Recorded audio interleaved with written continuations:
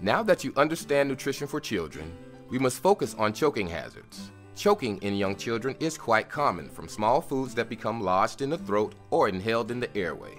As you view the images of common choking hazards, take a moment to touch your own throat.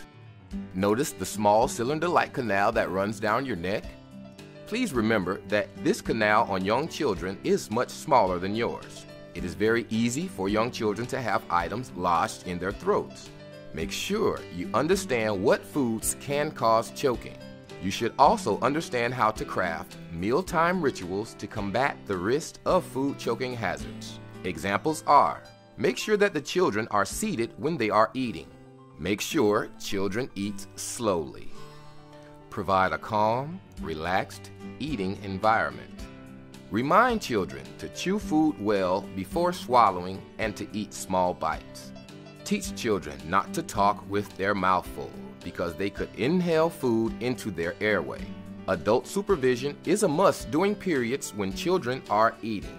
Food preparation and presentation should not leave food in chunks that could become lodged.